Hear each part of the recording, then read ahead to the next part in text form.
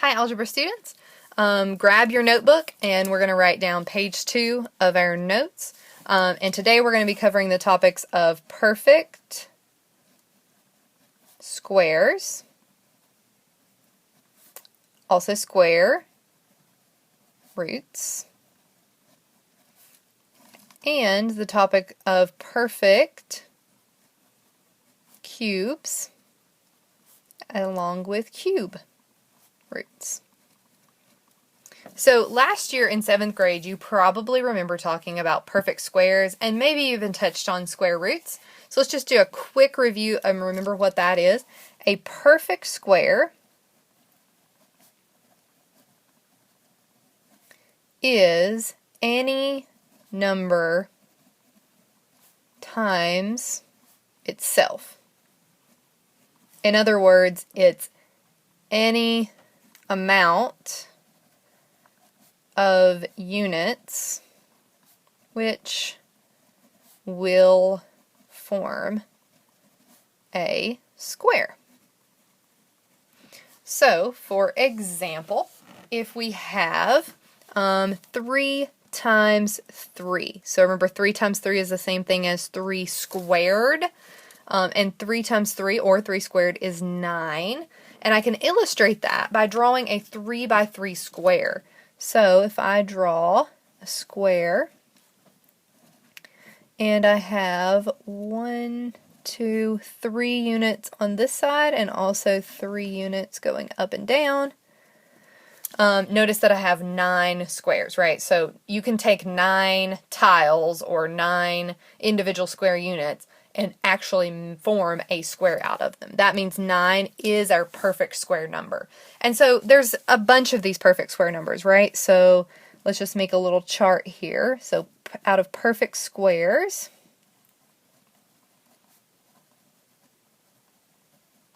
we can think of numbers like 1 times 1, or 1 squared, is equal to 1. And also think about maybe, I don't know, 15 times 15, which is equal to 15 squared, which is equal to 225. And maybe one more example is 20. So 20 times 20 is equal to 400, which is, of course, 20 squared. I didn't write that. There we go. 20 squared is equal to 400. So 1, 225, 400, 9, those are all of our perfect square numbers. It's a number times itself. Now, related to that is the topic of square roots. So square roots is just going in the opposite direction. So if I say, what is the square root of 9, I'm talking about the side length. So a square root is the side length of a square. So in this case, the square root of 9 would be 3, because if I have 9 units, then the side length has to be a 3 by 3 square. If I have 1 square, then the side length has to be 1. If I have a square that contains 225 square, it had to have been a 15 by 15. So for square roots, and remember, if you remember this symbol, we write the square root symbol. It's kind of like a check mark with a little hat on it. If I say the square root of 1 would be equal to 1. Another way you can think about this is, what number times itself will give me this number? And in this case, 1 times 1 will give me 1. Also, we can think of the square root of 225. Well, what number times itself will give me 225? The square root of 225 is 15. Square root of 400. Well, what number will give me 400? It's 20 by 20, so the square root is 20. What would be the square root? Let's go back up here. The square root of 9. Well, what number will times itself will give me 9? It's 3, so the square root of 9 is 3. So it's really just working backwards from the perfect square. Now, square roots, we do have to be careful, because when you think back to asking yourself that question, if you say the square root of 1, what number times itself will give me 1? Well, 1 times 1 is 1. And so that is definitely a square root. That is definitely an answer. But can you think of anything else that you could multiply by itself to get 1? If you think about negative numbers, also a square root of of 1 would be -1, because -1 times -1 also gives me 1. So also, when we're thinking about square roots, we have to think about the negative root as well. And it's just going to be the negative of whatever you got up here. So 15 times 15 does give me 225, but also -15 times -15 would give me 225. Same thing for 400 or for 9. It's just the negative answer is also a square root of 400, because -20 times -20 does give me a positive 400. So this is called the positive root. This is called the negative square root. And if you have Desmos downloaded either on your phone or on, you can go to Desmos on your computer. We can also type in square roots, of course, in Desmos. So if you're on your phone, your menu is kind of down here at the bottom. If you're on your computer, it's that little keypad down in the corner that you have to click, and you can see your square root button here. So square root of, and we can say, let's just type in 400. The square root of 400 is 20. Now, Desmos is only going to give you the positive roots, but just remember that 20 and -20 would be roots here. If you want to type in another one, we can type in the square root of, I don't know, 361, and our square root gives us 19. Now, we're going to be dealing with roots that come out to be nice and easy, nice and even like this, but remember, if you type in the square root of a number that is not a perfect square, like 58, you could get decimals when you type in square roots. And so again, if you're asked for the square root of 58 as a decimal, the answer is 7.615, etc. But another root would be a -7.6157, etc. All right, so I'm going to clear that off. And let's talk about perfect cubes. So I'm going to draw a line, and let's talk about a perfect cube. So a perfect cube is any number that shows the volume of a cube. The cube root, similar to a square root, is the side length of a cube. All right, so let's look at an example. Now, it's a little trickier to draw cubes, but if you remember back to your maybe elementary school days of drawing a square and then drawing another square that sort of intersects it right there, and then connecting those lines. This is going to be a cube, right? And so if I'm going to use a different color just to illustrate. If you've got a different, maybe a pencil or something, then I can draw in what would be my units here. So I'm going to draw I'm going to draw 2 lines, which make 3 units, or 3 units up and down. So 2 lines on each one. I'm going to connect this. Maybe it'd be best to watch the video and then see what I'm doing here. So if you can imagine stacking up cubes, so there's 1 cube right here, and then we've stacked another one on top of it here, and another one on top of it here. So this is a 3 as a length, 3 as a width, and 3 as a height cube. And so if we think about the volume of this cube, remember to find volume, we would do 3 by 3 by 3. So how many cubes did it take to make this? Well, if we could take them apart and break them apart and count them, then we would find that this was a 3 by 3 by 3, and 3 times 3 times 3 is the same thing as 3. We call that cubed. And 3 times 3 times 3 is 27. So we would find that there are actually 27 little tiny unit cubes that make up this entire cube. And so 27 would be what we call a perfect cube. it is a number times itself, whereas up here in the square roots, or the perfect squares, it was only a number times itself. Here we're going to do it, instead of just twice, we're going to multiply by itself 3 times. So for some examples, maybe, of perfect cubes,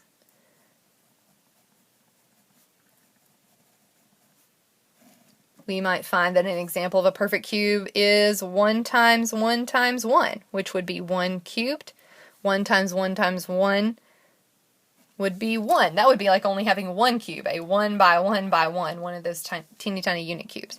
Another example might be 4 times 4 times 4, which would be 4 cubed, which would be the same thing as the number 64. So our perfect cubes are the answers. So 1, 64 is our answer. And so perfect cubes are just a number times itself, same number 3 times, and the answer that you get is going to be your perfect cube number. Now, cube roots are just the opposite of that, just like square roots. So now a cube root, to find a cube root, to represent a cube root, we are going to make that same little symbol where we do our check mark and our hat, only rather than just leave it, because this is a square root, remember, we're actually going to set a little tiny 3 right down in the little crook of the where the check mark is. And that indicates that this is no longer a square root, but we're talking about a cube root here. So if I wanted to do the cube root of 1, what I'm asking myself is, what number times what number times what number 3 times gives me the answer of 1? And of course, we just calculated that right there above. It would be 1. We would work in the opposite direction similarly here. I'm going to put my little 3 and then just set that 3 right down inside that little check mark in the hat. And I could work in the opposite direction here. What is the cube root of 64? Well, again, since it's a cube root, I'm asking myself, what can I multiply by itself 3 times to get 64? And of course, the answer is 4 times 4 times 4 gives me 64. And so the cube root of 64 would be 4. This is how we find our cube roots. And again, of course, Desmos is able to calculate cube roots for us as well. So if you're working on your phone or if you're on your desktop, click on the keyboard if you're on your desktop, and if you're on your phone, either way, the functions menu here, remember I told you we were going to be using the miscellaneous menu some. So if you will hit the functions button and then miscellaneous, you will see that in this middle column here, there is a root symbol. It looks like the check mark with the hat, but of course it's got this little N, which just stands for any number. So what I'm going to do is I'm going to click that in my miscellaneous menu, and notice how the cursor, either on your desktop or here on your phone, it has this little cursor that is floating above the check mark. So since we're dealing with cube roots, I'm going to go ahead and drop that little 3 in right there, and then I'm going to either click or, if you're on your phone, just press with your finger inside the root symbol. We also call this a radical symbol, this check mark in this hat, the root symbol, the radical, and I'm going to type in the number that I want. So, of course, the cube root here of 64 is, it tells me the answer 4. Now, unlike square roots, we do not have negative cube roots. When you get your answer for your cube root, it is going to be the positive, because think about what would it mean for negative 4 times negative 4 times negative 4 to be multiplied by itself?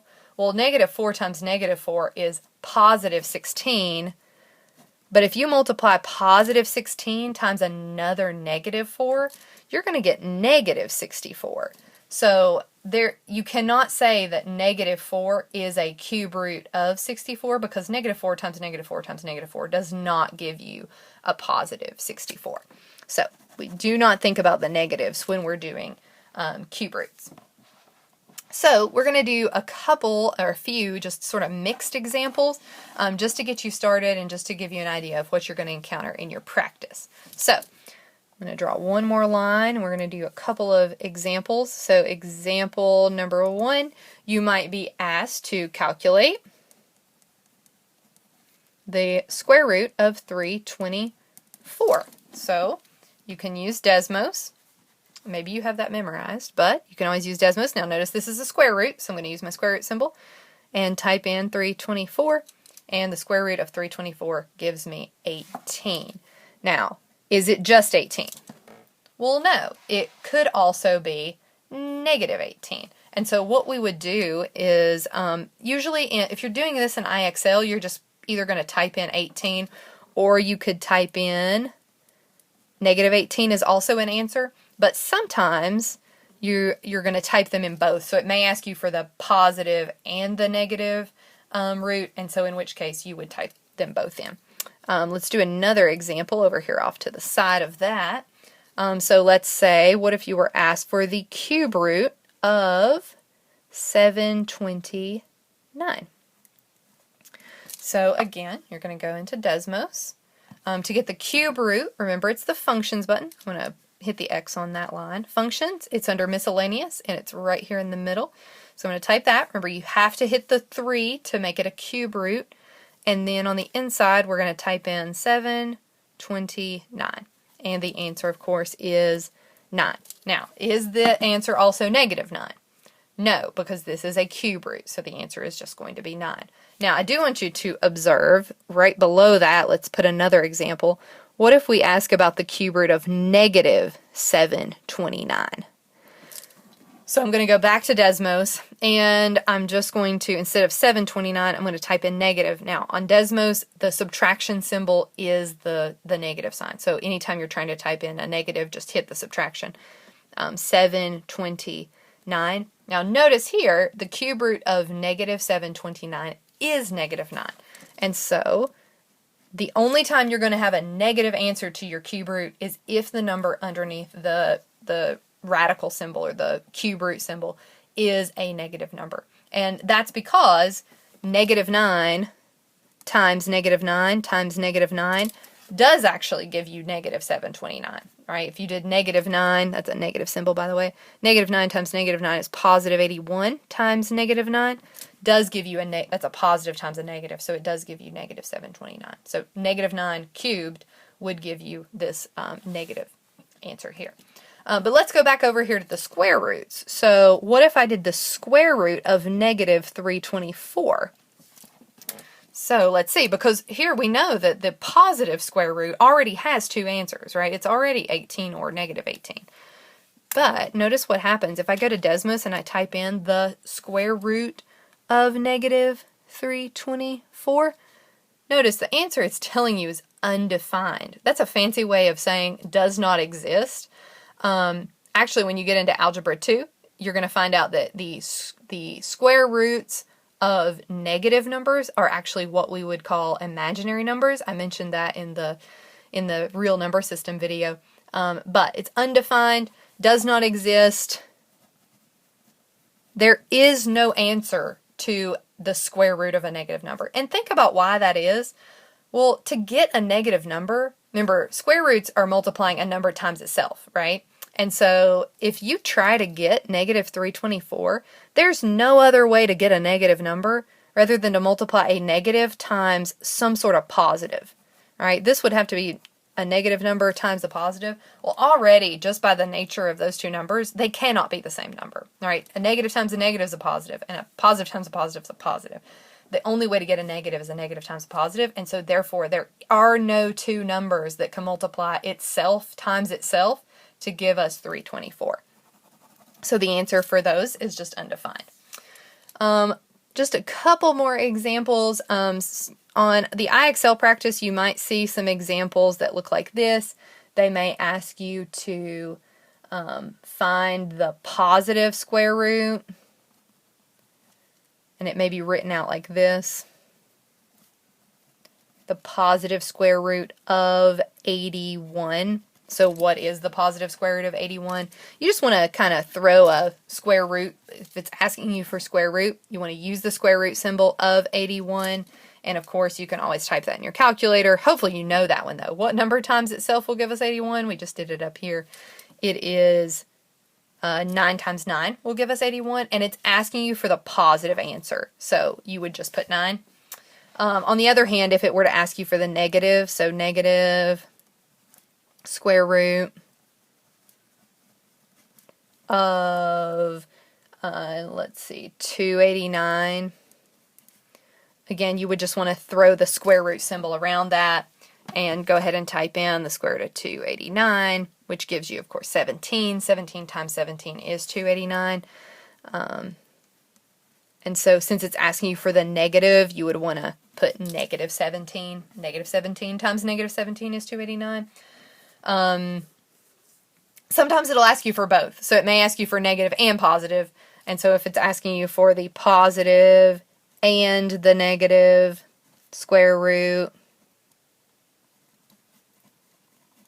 of, I don't know, let's say 4,900. Then again, for square roots, you want to hit the square root button. It's going to be 4,900, and you would just type that in, square root of 4,900. It's going to give you the positive answer, which of course is 70 there, but it's asking you for both the positive and negative. So when you type in your answer, you're going to want to put 17 and negative 17.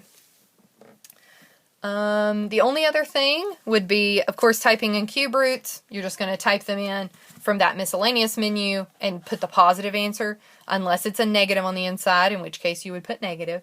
And then the only last thing is what if you see something that says the negative square root of 36? Well, the negative square root of 36, of course, wants us to keep the negative on the outside. And then if we type in the square root of 36, is going to be 6, because 6 times 6 is 36, and we're just going to keep that negative on the outside. So if you see a negative on the outside of your square root, you just want to make sure you keep that negative. All right, there is some practice for you to do about perfect squares and perfect cubes. Go ahead and either rewatch this video if anything was confusing, or pause it if you missed some of the notes. Make sure you have all of these examples written down before you practice.